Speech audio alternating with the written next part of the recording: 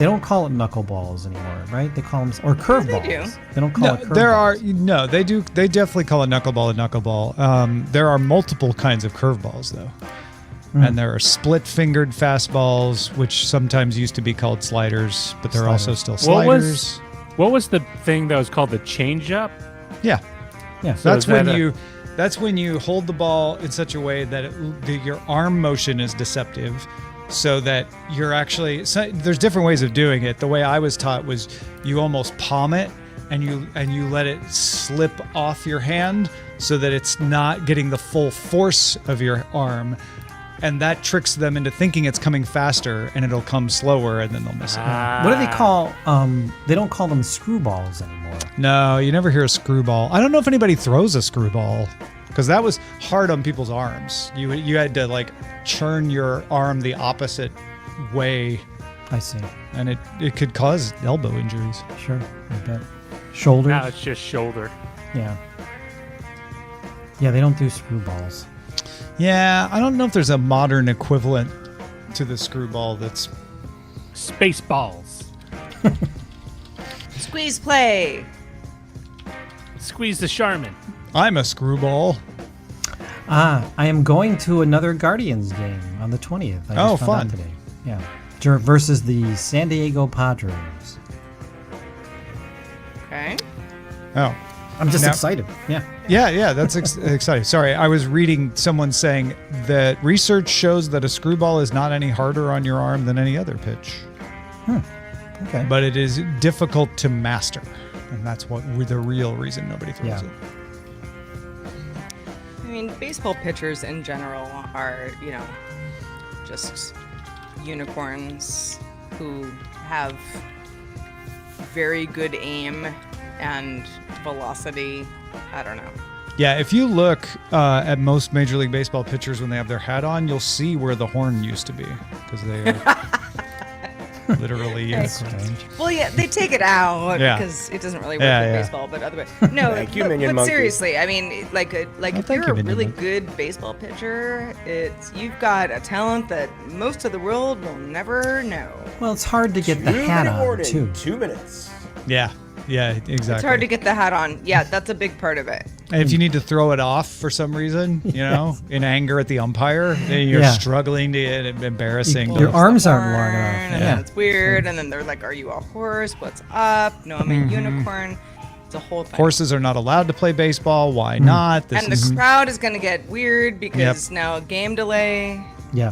Unicorn. Game day. Happened all the time. Game delay. It's very difficult. Thank you, Roger. Listen, I'm a father. I'm allowed those. No, dad jokes. Always welcome. Ooh, top 5 dad jokes. Top 5 dad jokes. That would be a good one. No, I mean it?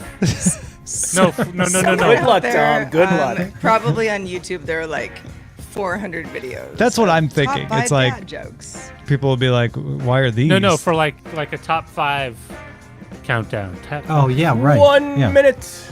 Oh no, for the show, right? Top 5 dad jokes. Yeah. No, that's I'm like, would that do well?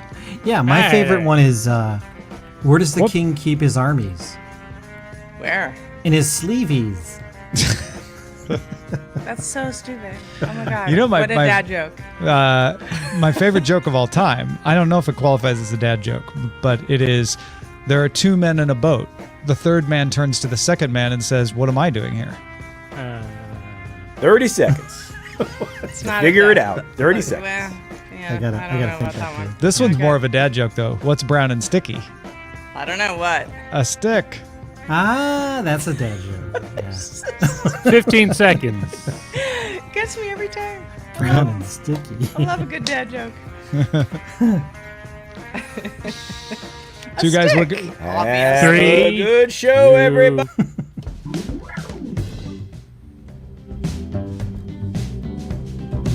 Good day, Internet. Good day, Internet. Good day, Internet. Good day, Internet. BioCow says 2 guys walk into a bar. You think the second one would have seen it? Ba-dum-bum. Dad jokes. Dad jokes. Never get tired of them. Nope. Always love them. And Len is a dad. Roger's a dad. Yeah. Sarah and I are jokes. Sarah, I'm a dad in a way to my dog. Okay. Yeah. Sure. Yeah. You know, I mean, guess I'm running the household. I could if be you are, mom then and I am dad. too. So sure. right. Yeah, that works. Okay. Excellent. Well, let's do the show then. Now that we're all dads. It's all the same, right? Dogs, kids. Come on. Yeah, You know, pretty you just much. got to water them and feed them. And Water them. Just like plants. Yeah. Here we go. In 3, 2. Daily Tech News Show is made possible by you listening right now. Thank you. I'm in your ears. You let me there. I appreciate it. Jeff Wilkes, Pele Glendale, Tim Deputy, and brand new patrons. We got 3 of them, everybody. Welcome, Exposure, Gautaman, and Kizel. Welcome. On this episode of DTNS, Len Peralta gives advice on getting started as a digital artist, why Google is prioritizing its iOS apps, and YouTube can erase that copyright infringing song from your video, but not from your heart. This is the Daily Tech News for Friday, July the 5th. Dependence Day 2024 in Los Angeles. I'm Tom Merritt. From Studio Animal House, I'm Sarah Lane. Drawing the top tech stories from Cleveland, I'm Len Peralta. And I'm the show's producer, Roger Chang. Almost went with Cinco de Julio, which would Julio. which it also is. Yeah. Happy Yeah. July could've. 5th, everyone. Yeah. And Cinco de congratulations to the UK on their new government. They do it fast over there. They have the election in 2 months. They count the votes on the same day as the election, and the new person's in charge the next day. Efficient. Efficiency. That's English efficiency That is. at work. World famous. Also Scottish and Welsh and Northern Irish, and Isle of Man and Guernsey. And the list goes. All right. Let's start with the quick hits. Epic Games complained to the European Commission that Apple is being arbitrary in rejecting certifications for Epic's third-party app store. In the EU, Apple is required to allow third-party app stores, but can review them to make sure they meet security and other requirements. Epic says Apple has rejected its certification because the install button is too similar to the get button in the Apple App Store, and the in-app purchase label is too similar to Apple's. Now, in response, Apple says the download button that looks too similar, it wants to work with, it says it's the download button that looks too similar, rather, and it wants to work with Epic to resolve the issue since the rest of the design is within the guidelines. So, seems like we're getting somewhere. Apple has already certified Epic's Fortnite to be available as a side-loaded app as well. 11 Labs has reached agreements with multiple estates of celebrities who are dead to be able to use the voices of those dead actors to narrate whatever text you want if you put it in the new Reader app from 11 Labs. All you do is upload a PDF or an EPUB or your email, whatever it is you want to read, whatever text, put it in the app, and you can choose to have one of multiple celebrities read it, including Judy Garland, Sir Laurence Olivier, James Dean, and Burt Reynolds. 11 Labs Reader AI Audio is the name. It's available right now on iOS, and you can sign up for a wait list if you want to get it on Android. A French nonprofit lab called Qt has released a chatbot called Moshi that says it has faster response times than OpenAI's GPT-4o. It released a demonstration to show off its 200 millisecond response. However, Qt notes that it's optimized for speed, not accuracy. So it's kind of just a research prototype at this time. You make your jokes about how isn't that true of all of them, but 200 millisecond response time, that's pretty fast. Usually we're talking seconds for the other ones. Always good to note when a new social app takes off, not because you need to necessarily sign up for it, but so you can understand what folks are talking about if it really gets popular. There is an app called NoPlace, N-O-P-L-A-C-E, NoPlace, that has hit #1 on the App Store as of Wednesday.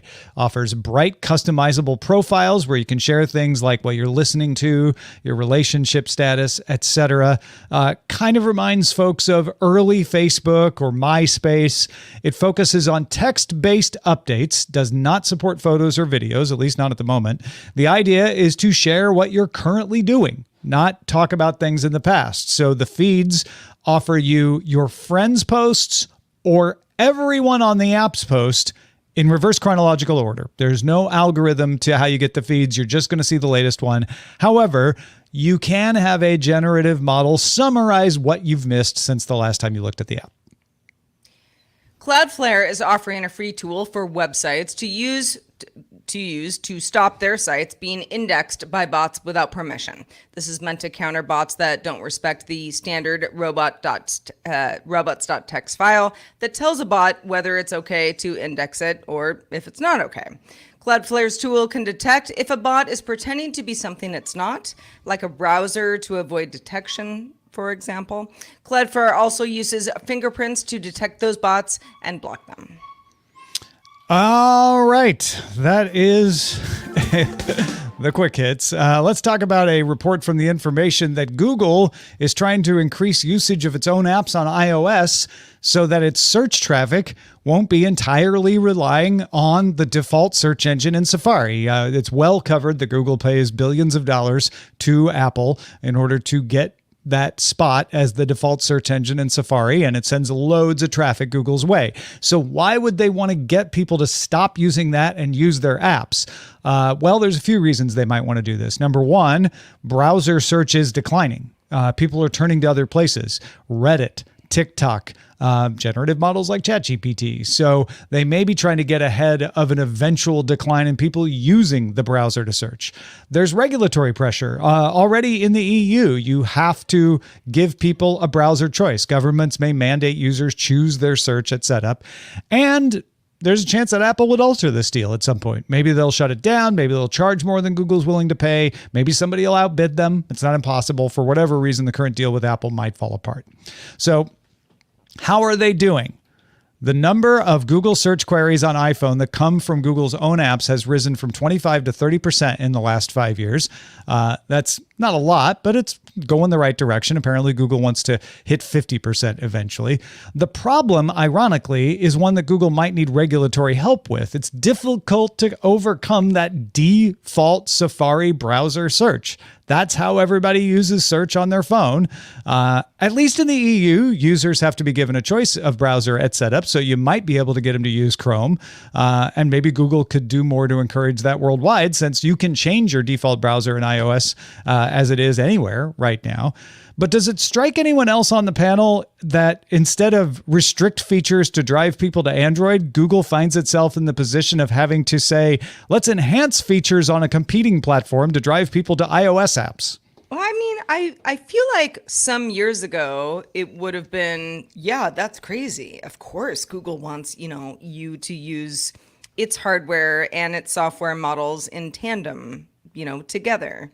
But that's just not the case with everybody. I mean, if you're Google and you want people to use Google search as much as possible, then yes, you're going to have to embrace a competitive network. Yeah, that's what competition looks like, is essentially what you're saying there, right? Like this is when you actually have a playing field where people are equal, and maybe there's some anti-competitive outside of Google and Apple, but Google and Apple are equal enough in this situation that Google has to pay attention to its iOS apps. It can't just try to force everyone onto Android, because that wouldn't work. You're going to want to encourage people to use the apps you have. Also because the browser search world isn't guaranteed forever.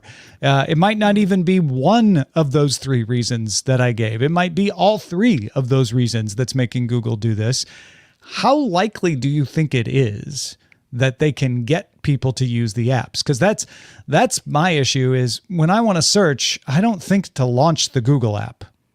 And I know there's things like Circle to Search that are in there that aren't in the browser. On mobile, no. There's no way I'm going to do that. I mean, unless, I don't know, something weird happens with my phone. But otherwise, no. I mean, and I use iOS. On desktop, okay.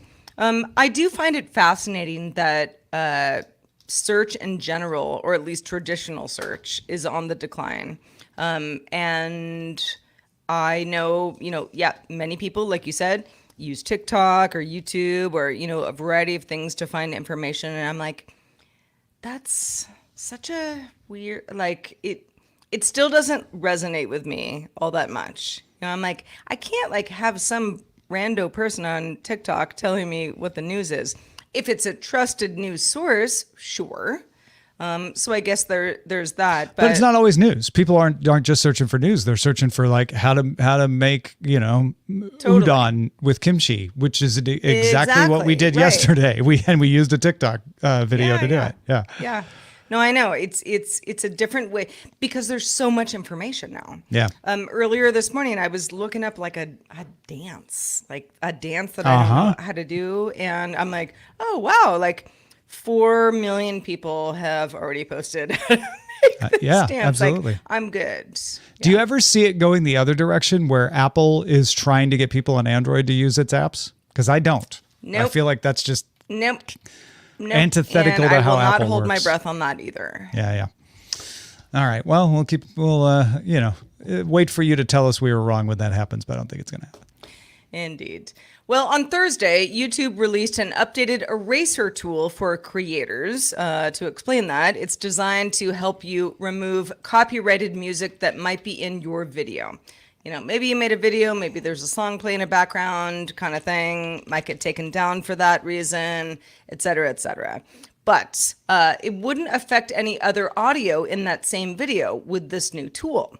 That would be like your dialogue or sound effects or just ambient audio in general. In a video explaining the tool, YouTube said it had been testing it for a while, lackluster results, but a new version is now using an AI-powered algorithm to specifically detect and remove that one song without impacting the other audio in the clip. Maybe it's an hour-long audio clip and it would be a whole thing for you to take up that song otherwise.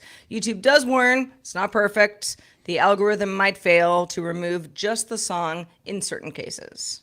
Yeah, I love the idea here. Obviously, like you said, it wasn't working well enough for them to launch it until now. So they must feel they've got it to be an acceptable level.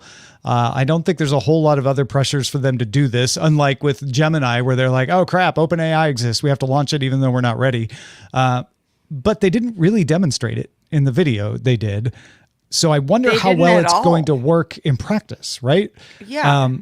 I know a lot of creators that run into this where they've got they're shooting in a cafe, doing a review of a pastry, and there's music that the cafe is playing, and they're like, "Oh crap! I hope you can't hear that." Because I'll probably get dinged for copyright. And a lot of things don't make it to YouTube because of that, because they get dinged for copyright. So you have to be careful of that. This makes you not have to worry about that. You can have that thing in the background and go, well, if it does show up and ding me, I can have it removed if this tool works well enough. But that's what I'm wondering is like, does it work or does it kind of work? Right? Does it make the interview you're doing in the cafe feel like it was recorded naturally? Or is there some weird garbly thing in the background that's you're like, oh, they must have removed a song because it sounds a little weird? Yeah, that sort of struck me the same way as like, just give us one example, even if it's like the best example possible. Just one example of like how this would work and how it would sound well. YouTube also says if the tool doesn't successfully remove the claim on a video, then you can choose to mute all sound in the claimed segments, again, where the song or anything copyrighted is heard, trim out the claimed segments, or replace the song option in certain cases. Yeah, those are the things that you could do already. They're like, if it doesn't work, you can still do the old stuff. Is essentially what they're saying. Right. Yeah. But yeah, and YouTube also says if the removal of the claim of the music does work, then the content ID claim, that's obviously YouTube's system for identifying use of copyrighted content and different clips, that goes away too. So in practice, in theory, this is a great situation for anybody who's, a creator out and about. There's just ambient stuff in the background that you have no control over. And or maybe you do, and later on you go, I shouldn't have played that song, that kind of thing. You have options. More options is better if it works. Len, have you ever run into this? Because I know you do videos from time to time. Yeah, I haven't done a video in a while like that. Usually the audio is just music for some of my drawings. But I did do one a couple years ago, and I was doing an explanation, and it was one of those things where, like, it was Madonna's Holiday was in the background. So I'd like to go back to that video at some point and see how this tool works. Because if it works as well as they purport, why was Madonna's Holiday in the background? I was, because he was celebrating. No, I was explaining something. I was, and it was ambient music. But where were you? Where was I? Yeah. I was in Vegas. Okay. You weren't at home just playing Holiday in the background by accident. I was in one of the casinos. You had no control over it. I had no control. Gotcha, I didn't put Madonna's Holiday on just for the heck of it. Maybe I'll try that to see how it sounds. It sounds to me like it really depends on the on just the file itself. Mm-hmm. And if it's shorter, it works better. But I have a feeling that if it's very clearly like there's my voice and there's the background music in the cafe, that it probably does really well. Sure. If it's Vegas, where you've got Madonna's Holiday and a bunch of people talking and casino noises, ding, ding, ding, ding, ding, it probably wasn't going to work as well because it's got too much to sort through. That's just a guess. It doesn't search out that song like it doesn't. Do we know if it does that or not? Like it's a.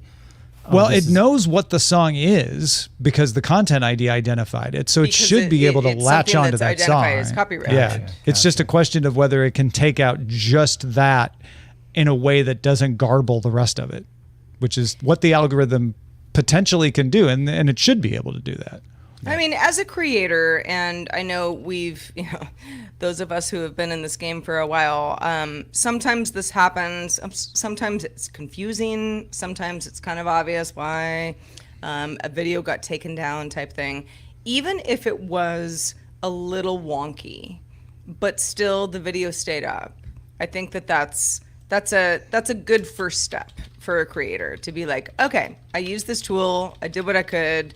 If it needs to, like, I don't know, the video to be taken down, re-edited, uploaded, well, that would be another thing. But this seems like something that is really handy to have in your back pocket. The other thing that's weird is that I used to use a royalty-free music through YouTube, and then eventually sometimes I got a takedown notice because that is not royalty free anymore. Like suddenly, like how do you control so that? You were using YouTube's provided royalty free music and then got a takedown for the that's that's very YouTube. Yes, it's very confusing. Very confusing. But now you'll be able to swap out that for another royalty free piece of music that will last at least a year. Yeah, exactly.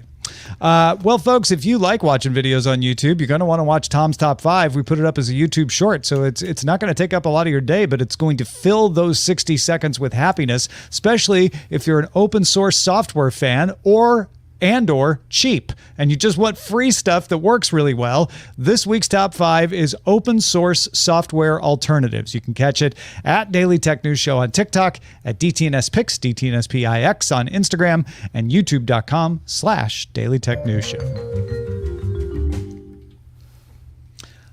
Len, you teach a graphic design class. Am I correct in that? I do, yes. I will be teaching it again in a couple weeks to high school students. Yeah, so you run into parents and students and trying to explain digital art to people a lot. And I know one of the questions you get frequently is, my kid wants to start drawing digitally. What can I do to help them out? Where should they start? So we thought we'd cover some tips for people today of where they should start.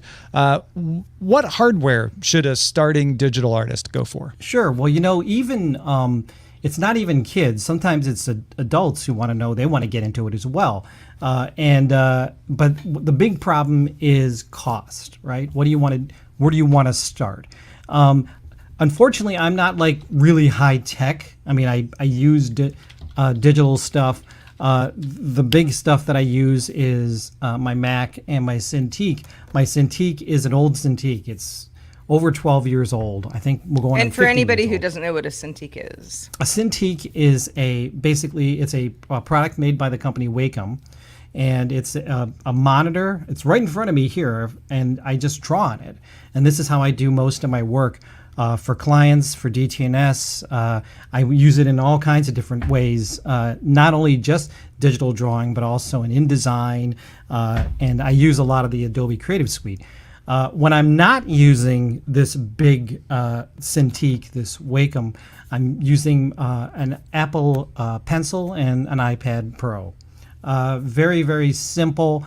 And I usually tell students or parents of students who want to get into it that they can. It's an investment. You're probably going to spend around $1,500 on that. If you're a parent and you're like, I don't, that's a little bit rich for my blood. You can go to the Wacom website as well, and you can just look at stuff that they have. They have things that are similar to iPads. They're not as strong, obviously, because they're only there to do one thing, which is to draw. But you can get in as an entry level at around $500, and it comes with a stylus, I believe, and it's just a good way to start. The thing that I would say if you're looking for a digital option is to look for the biggest canvas size you can afford. The reason why is because you go with like a 12-inch. You probably want to go a little bit bigger than that because if either you or your kid might feel like they want a bigger canvas to work on. So try to look at the canvas size and try to be as big as go for the biggest size that you can afford. Because you'll make your work feel more loose and free.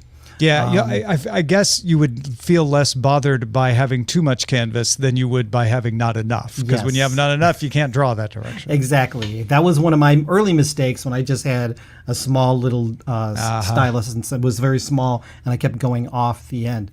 If you go the Apple iPad Pro route, the best software to use would be Procreate.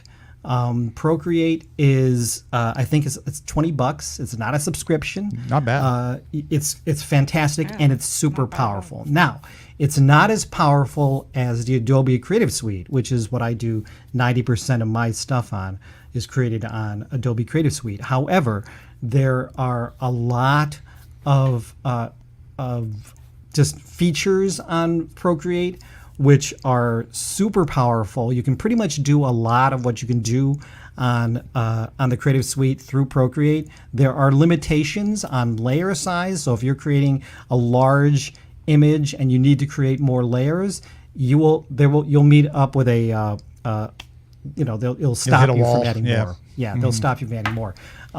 But there are some features on Procreate which I wish that Adobe would work into their Photoshop, because I find myself, because I'm jumping between the two, I'm like, things that I do on Procreate I can't do on Photoshop. So what about Canva? I know a lot of people mention Canva. Have you ever worked with that? So Canva is more of a graphic design project or product. And this is interesting because I mentioned that I'm going to be teaching graphic design to pre-college students in a couple weeks. And this is the thing that even just like 2 years ago, I didn't have to really deal with this issue, which is Canva has a lot of AI built into it, and you can just tell it to do something, templates, and it'll just do it for you. So why should you even take a graphic design class? Yeah, right. Well, that's a huge question. How do you stand out when I, who have admittedly no artistic talent in this direction, could just pick up Canva and be like, make a thing that looks like Len, and then it'll spit it out. Exactly, and that's the issue. And what I tell my students and how they can stand out is I always tell them to don't sweat the workflow. Okay, like don't worry so much about, I don't know how to use this program, I really am bad at it, or I really don't feel comfortable doing this. Don't worry about that. Don't sweat that. Worry instead about and focus on the conceptual part.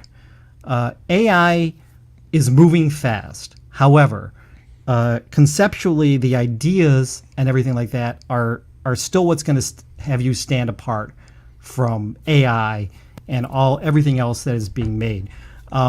That's what will give you the edge over the rest of the people in your field, set you apart from that crowd, because the ideas, the conceptual portion of it is the important part. So I always tell my students, and this is what I plan on telling them, is it really is about your own ideas, your concepts.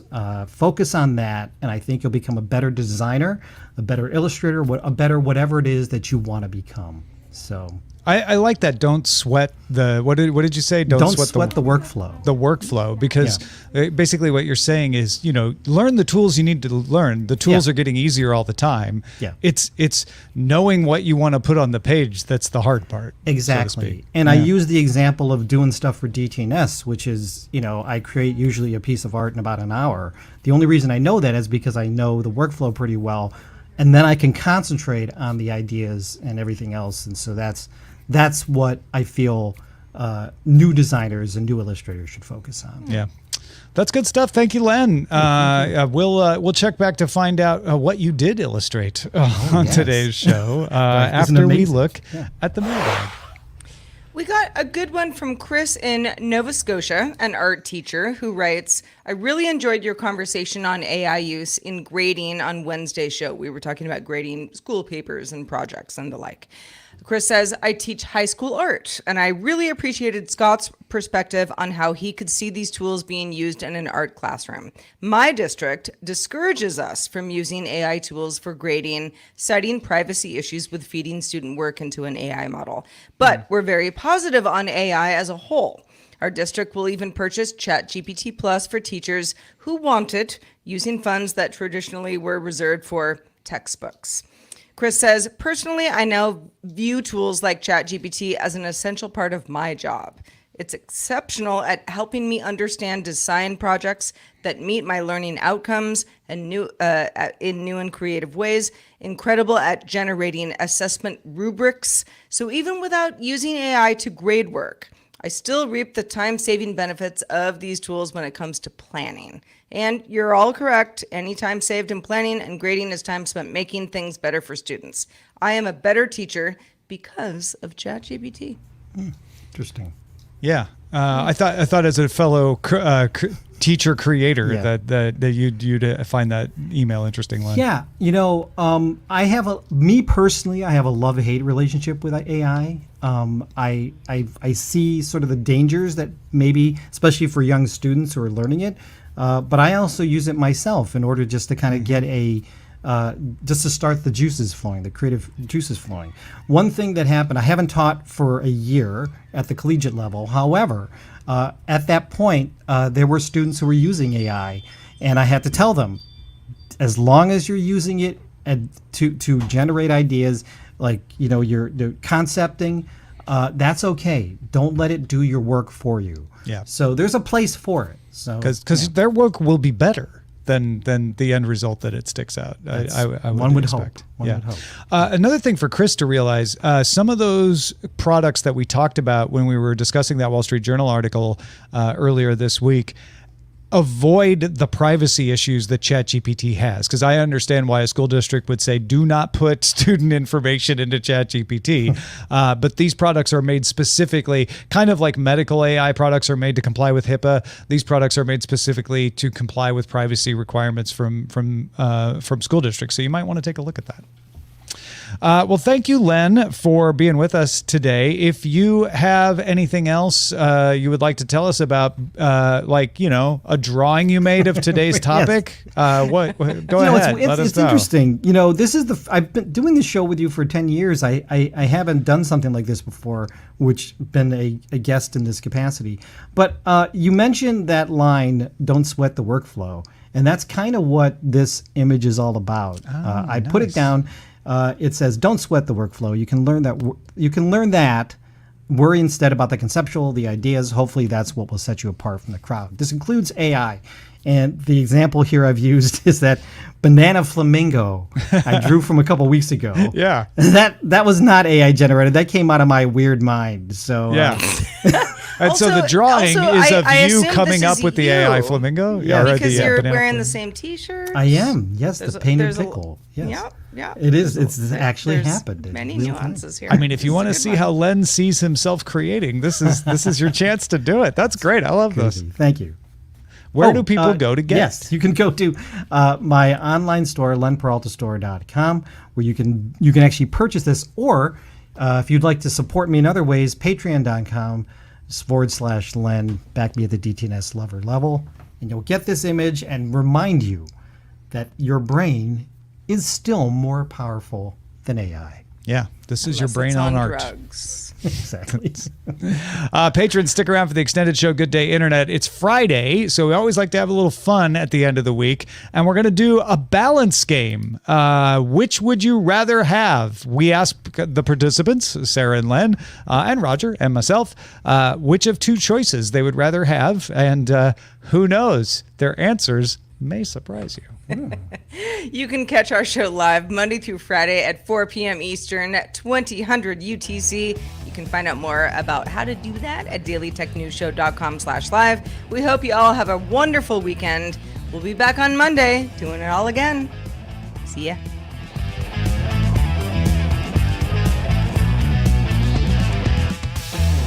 This week's episodes of Daily Tech News Show were created by the following people: host, producer, and writer Tom Merritt, host, producer, and writer Sarah Lane, executive producer and booker Roger Chang, producer, writer, and co-host Rob Dunwood, video producer Joe Kuntz, producer at large Anthony Lemos, Spanish language host, writer, and producer Dan Campos, science correspondent Dr. Nikki Ackermans, social media producer and moderator Zoe Detterding, our mods: Beatmaster, W. Scottus1, BioCow, Captain Kipper, Steve Guadarrama, Paul Reese, Matthew J. Stevens, aka Gadget Virtuoso, and JD Galloway.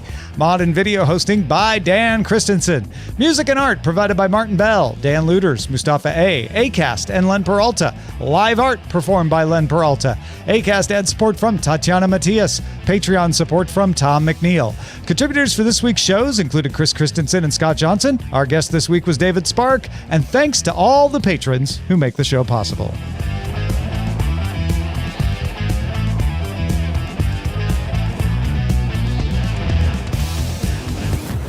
This show is part of the Frog Pants Network. Get more at frogpants.com. Diamond Club hopes you have enjoyed this program. You know, Zoe Brings Bacon is the best. She always says, good show and like excellent read. And even though I know she's always going to say it, it always feels good when you see it. So thank you, Zoe. Nice to get attaboys. Zoe, you're a real gem. You are. You're like an emerald or a Zoe ruby gem. or a diamond. Yeah. Yeah.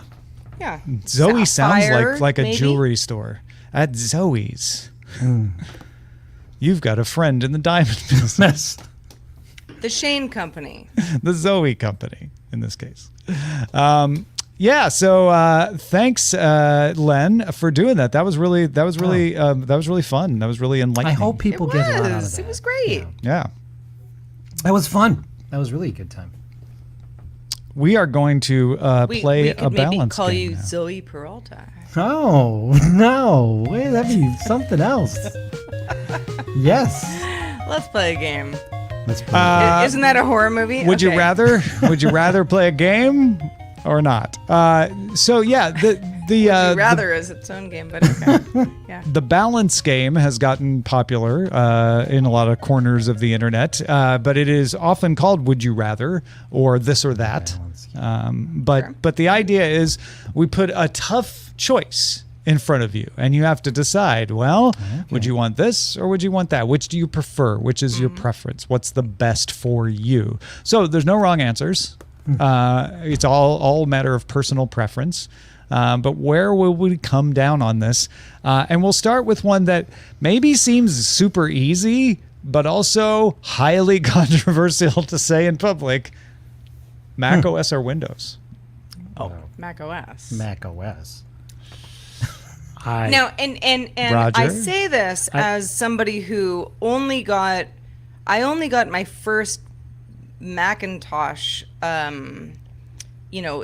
Like I was almost 30 years old.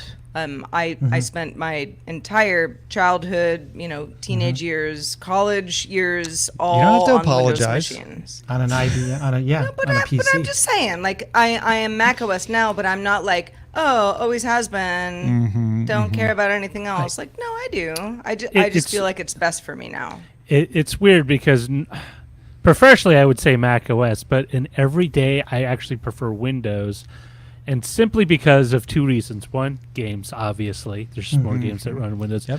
Two, there's more floss. There's more free and open source software that I can run on Windows than I can on Mac OS when it comes to Is it significant? It's definitely true that there is, but I have not found that to be a significant problem. I usually can find open source stuff on Mac, but for example, like to get something to unmux MKV from a record that I'm doing right now for the show in OBS, the Mac options are kind of slim and they're not as intuitive. And I use AVM Demux on Windows, and it's super simple. There's a wider availability depending on your need for Windows, which is also true. It's hilariously also true for Windows over Linux. Because I know there's somebody out there going Ubuntu or Arch or Debian or whatever. Like, this is a balance game. We only get two options, okay? That's just the way it works. They sound like that, Tom, but yes. Oh, they do. Trust me. I've heard them. And they're me, okay? So come on. Yeah.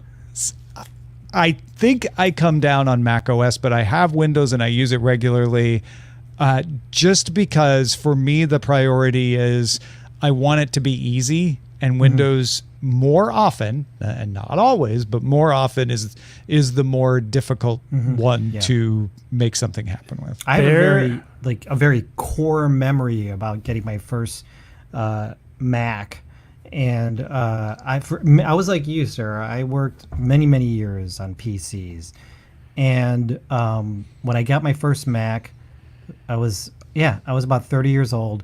And I can tell you, I was literally in love with it because it did everything in the background. I didn't have to worry. I didn't want to have to worry about like going back into the DOS shell and having to figure stuff out. DOS shell. I actually remember. So just little funny side story.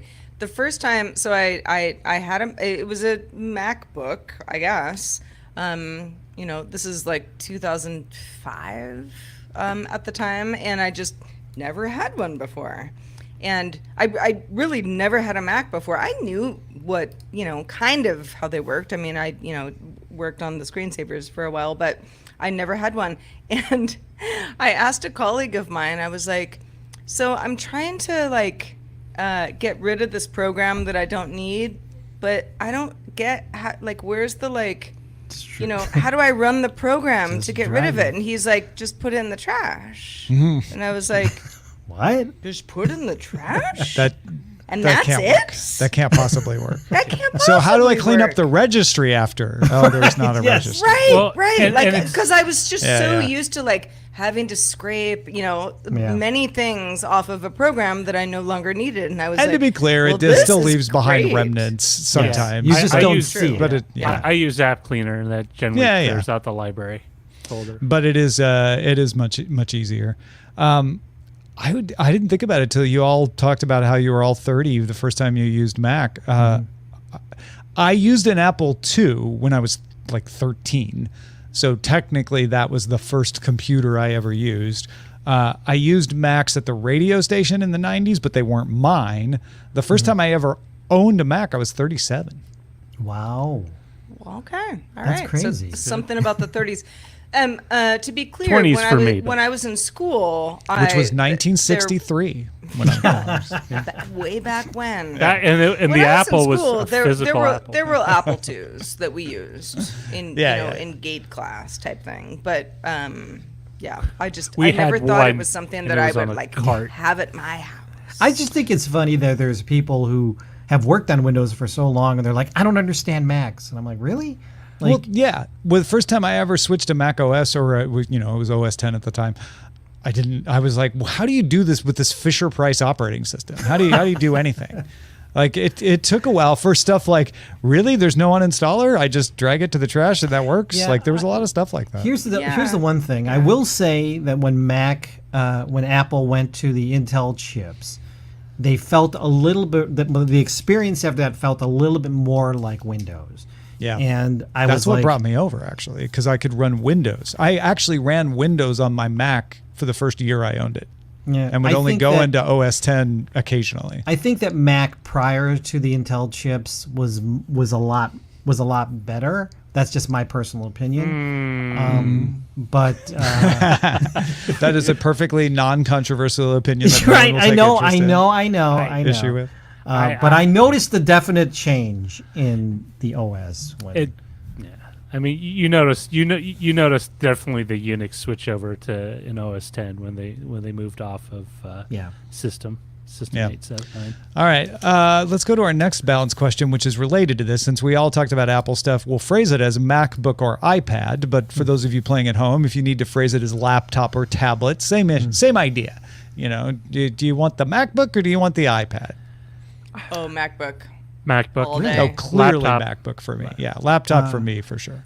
It's funny. I have not purchased a laptop in a real long time. I've been able to do everything on an iPad that I Really? need to do, which is basically just like I said, Procreate. Like I'm not asking you to whoa. do heavy. The app, Roger. Sorry. It's a program, Roger. Yes, I get Len it. reveals that his last two children were Yes. created by an iPad. I didn't even make that. It's great. Where's your head, Roger? I didn't. It's an iPad. I didn't even make that connection. But yes, I put the I have the typewriter thing. What is that thing called? Keyboard. Intercourse. Oh, sorry. I have the Oh, keyboard. wait a minute. The typewriter thing. Yeah. Shows you how old I am. Yes, Jeez, I was used the jeez. typewriter thing on my Friday, iPad. y'all. It's fine. It's totally fine. I know. I totally get what you're saying, Len. But I have so many. I have a printer. I have a fax machine and the mixer that. You needs have a to interface. fax machine? Yeah, I have. I Yeah, told he you says, I have yeah, a as fax if machine. My Yes. printer is It's a fax machine. 1993. It is. Yeah. It's a multi-function. There Oh, should you be have a fax printer fax. You have a shaming printer on the fax show. machine. but Okay, I yeah, fax that on makes- at least that once a year. I fax something. Okay. You know how much it costs to fax something at FedEx? Have you guys done that in a while? No. Like what? No. $1.50? I don't know. haven't had to fax. It's like anything it's like $10. in- No, Probably my a wife decade. had to do it the other day. It was $42. $42? No, that's ridiculous. I know. She So had to my- fax something. My It's because nobody multi-function has a fax printer has machine paid anymore, itself so now for 3 it's like faxes. kind of a big deal.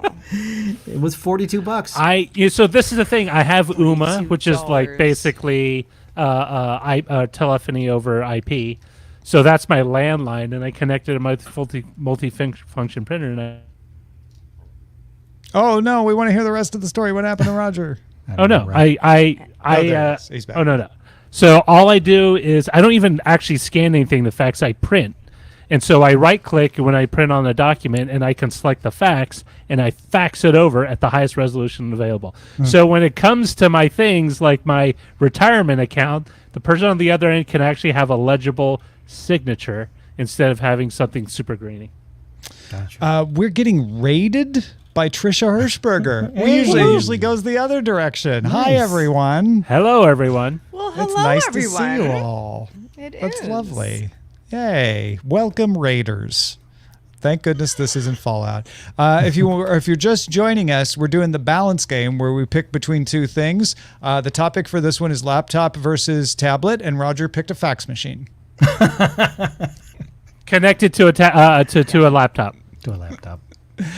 Yeah, we were all pretty universally laptop, except for Len, though. Len, Yeah. you He were procreates with I his mean, tablet. I also Procreates with the don't- keyboardy thing. I don't use in my case, it would be something that is Apple based. I don't use an iPad with a keyboard regularly. I know lots of people do, and they say it's like a better laptop with touch capabilities. I know this, but I just even when I'm like sitting down, watching TV for the night type thing, and I'm just sort of fooling around on the internet, I still want my laptop. Yeah.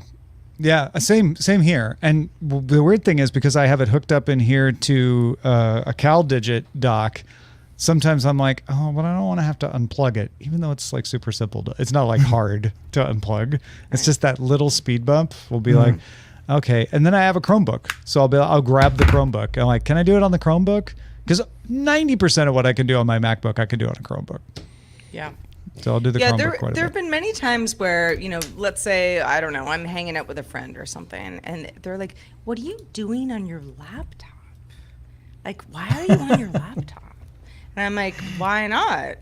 And it's like, well, what are you doing? I'm like, well, what are you doing on your mobile device? It's all the same. It's just, it just feels better to me. Is that because they do everything on their phone? Well, a lot of people do a lot of things on their phone that I think is just way easier to do on my laptop.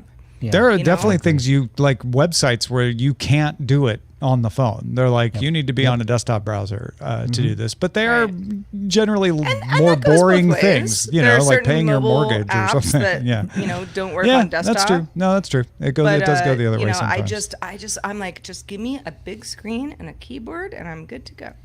Now, I'm going to skip over iPhone or Galaxy S because I have a feeling it's all iPhone users on this panel except for Roger. Yeah. Roger's Pixel. So I don't think we'd really have a productive conversation there. Shame me. I'm not shaming anyone. I'm just saying Tom's we don't even need to do this. It's not going to be do you think it would be interesting to do that? No. Okay, so I'm going to skip that one. PlayStation or Xbox, I don't know that we have enough gamers on this panel, so I might skip that one. Yeah, I don't have either. PlayStation, I would say. Yeah, Xbox. I'm also PlayStation these days. PS5, yeah. I have a PS5, but I would still lean toward Xbox. Interesting. Mainly because it's kind of, I've locked into that ecosystem, and so I have a bunch of games I've already purchased digitally. Gotcha. I also have the OG Xbox, the 360, and the Xbox It's One the games. It's always the games. Yeah. I didn't like the new store type stuff where everything was, you had to buy everything. I didn't like that. I didn't like on Xbox or having to subscribe. I was like, no, I'm out. I have a really ridiculous reason because we use Blu-rays on the PS5 a lot. In the player. No, seriously, that's true. This one I think we all have an opinion on. Chrome or Firefox? Safari. I am. Whoa, Safari. I know. Okay, third party, throw your vote away. I only use Safari. I like Chrome. But I normally use Safari. You're not the only person I know who uses Safari, and I'm Safari always shocked. It has become a really great browser. It is a great browser. It just feels like, probably not that many people use Firefox anymore. Maybe this should be updated to Chrome or Safari. Edge. I definitely Chrome for me because I log into the browser, it carries over from all my stuff from one system to the next. And just you makes can it do easier. that with Firefox as well. I can, but I did it first Who's with going Chrome, to? and I'm stuck. Yeah. I feel the same way. Chrome is my browser of choice. Right now, I'm on Firefox on this. That's specifically for StreamYard purposes, right? Yeah. And I'm on Chrome specifically for StreamYard purposes, which is so weird, but yeah. That's right. fine. Exactly. It's sometimes I you use just kinda have to Firefox. figure out what's right for you. I didn't use Firefox besides, way back in the day on Windows. I didn't use Firefox until I got my current MacBook Air, which would have been in 2020. You didn't use Firefox till 2020? No, I did when I was using Windows.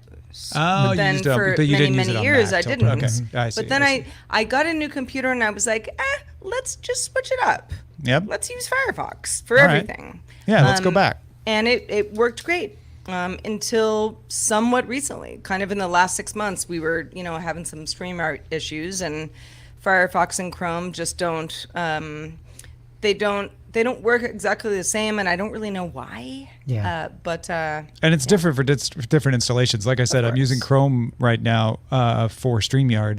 I have a hierarchy of browsers. Firefox, Chrome used to be my top browser. Firefox in the past 3 or 4 years, because of the privacy features, became my daily driver. But I still use Chrome for a lot of stuff, especially for compatibility, because Firefox isn't always there.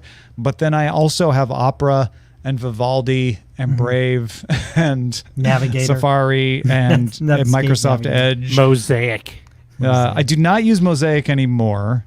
I did. I don't use Communicator or SeaMonkey, as it's currently called, anymore. I think the reason why I'm I ended up Firefox using, still, though. I'm still Firefox. like Safari is because all my I've like set it up the way I want to, and then like if something doesn't work on Safari, I'll go over to Chrome.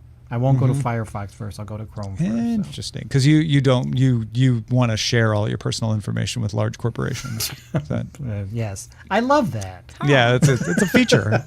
Yeah, some people prefer that. It's funny.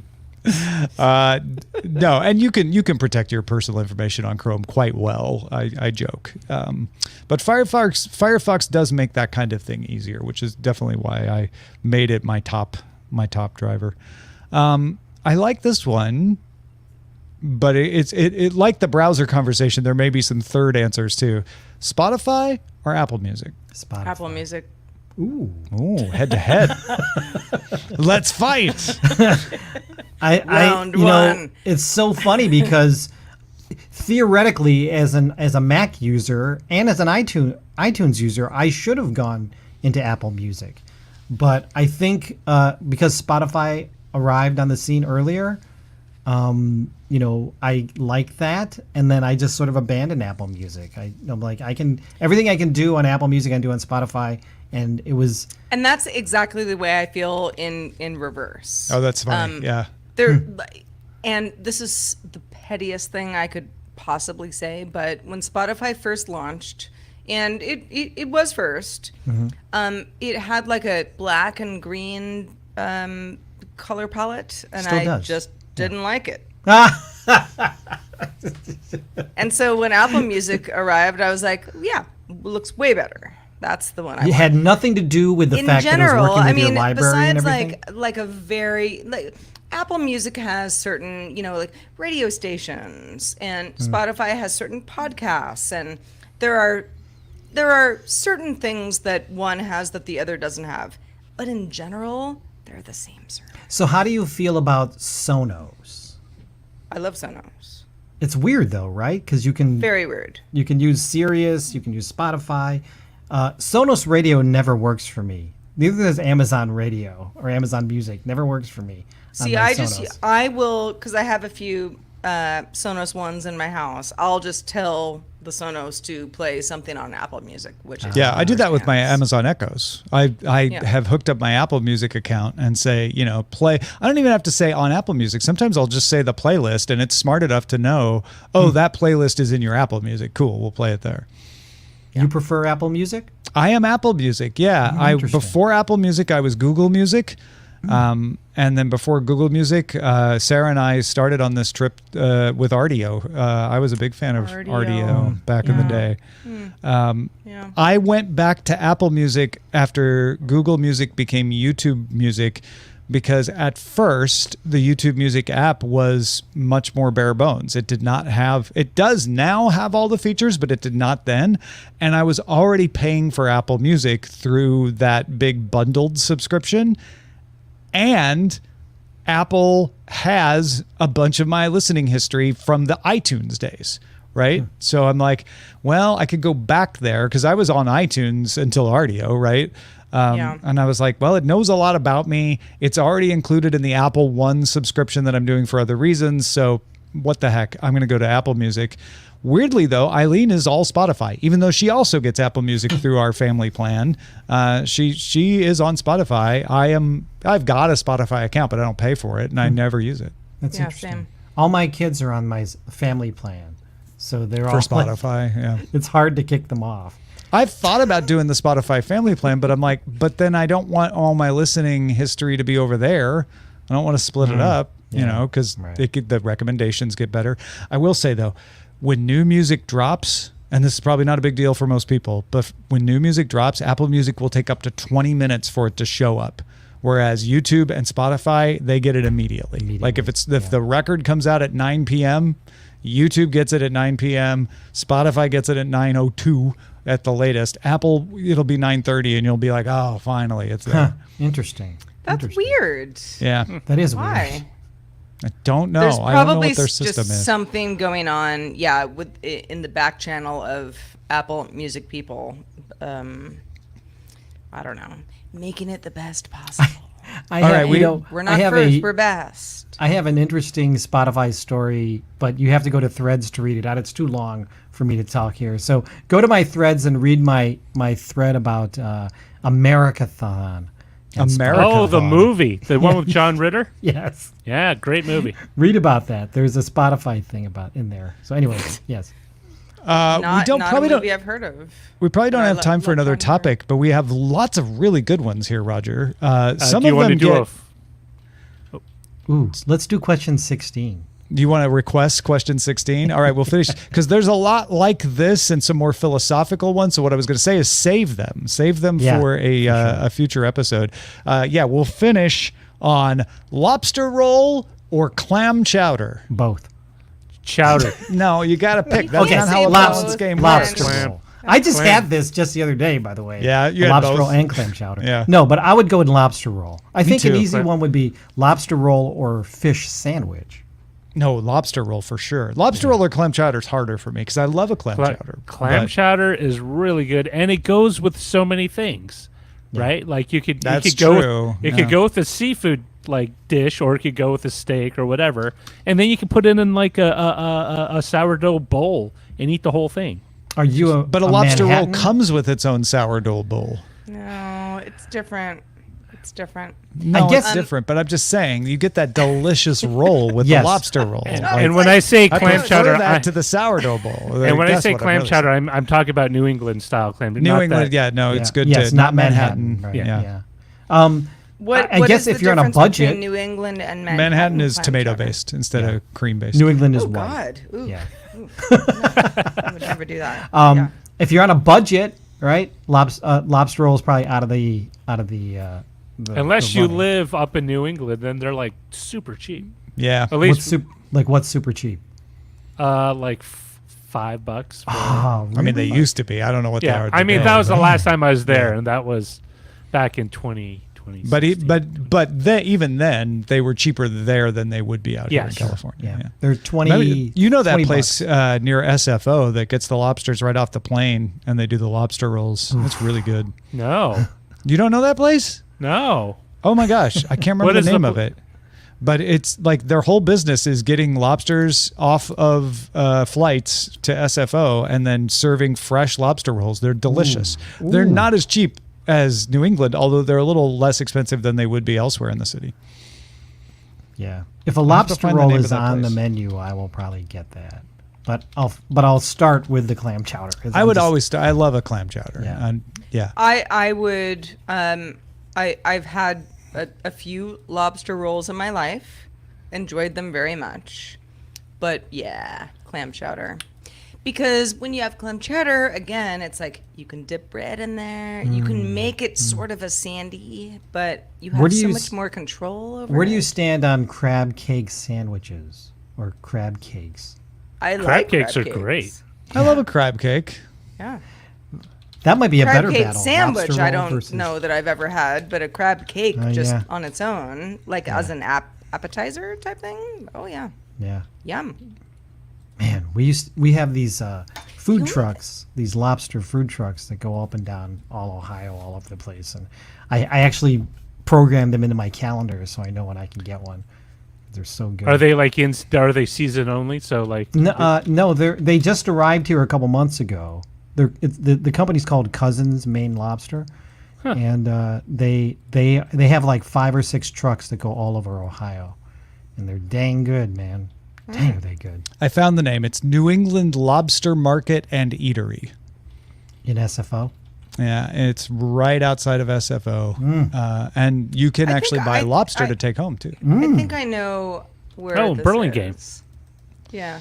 Yeah, it's right south of the I airport. think San Bruno, technically, but same idea, right? Well, Yeah, they're for most people, Burlington. that doesn't really matter. Well, for petty people like us, it does. NewEnglandLobster.net, if you would like to know. Yes. Yeah. All Oh my right. gosh, I love a good clam chowder in a sourdough bowl. Yes. Give it to me. I might. keep Thank going you, patrons, for making it possible for us to make you hungry by talking about lobster rolls on this show. We could not do it without you. We really appreciate your participation, your support. We've got some excellent comments on Roger's column this week. If you want to get in on a rollicking conversation, people really liked your column about YouTube is not the new Hollywood. Go check that out, patreon.com/DTNS. Got some good comments on the Know a Little More episode about Ethernet as well. Lord Mulgar is in there commenting. Steven's in there. Clint, Ryan, Dan, Mike, RW Nash, the whole gang. Join them. Patreon.com/DTNS. That's going to do it for us. We'll see you on Monday, folks. Have a good one. Have a good one. Good weekend. Have a great weekend. But just one. No, I have to. It's fine. Might have. All right, we are still live, and we are going to pick the titles after I thank all of the people watching. Thank you, Trisha Hirschberger, for the raid. Yay. Thank you, YouTube folks, for the watching with your eyeballs. Yay. Thank you to all the people on Twitch like Gigantify an emote from C-Spawn using 30 bits. That's how you make your emotes all big. Zoe Brings Bacon cheered us with 4 bits. Pele Glendale with 100 bits. Lion Jim Video with 100 bits. Minion Monkey cheered us with 210 bits. And we got B-Baller1304 following us. B-baller. Good times for all. Nice. Yay. All right, let's pick a title. Showbot.tv/DTNS2. Zoe Brings Bacon, the top vote getter. 11 votes by a mile. Don't sweat the workflow. Yes. That's so good. It is. You gotta put that on a it's t-shirt. it's something to put, up on. Put it on a the wall. sweatshirt. yeah. That's. Oh, yeah. Don't sweat it, man. You can learn that stuff. Yeah. Worry about the ideas. On a That's the important sweatshirt or on a muscle tee? part. Or on a hat.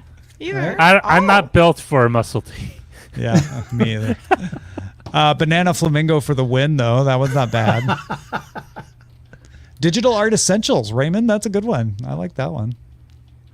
Look at that. Your canvas can never be too big from GPEG84. GPEG has the best titles. Yeah, those are good.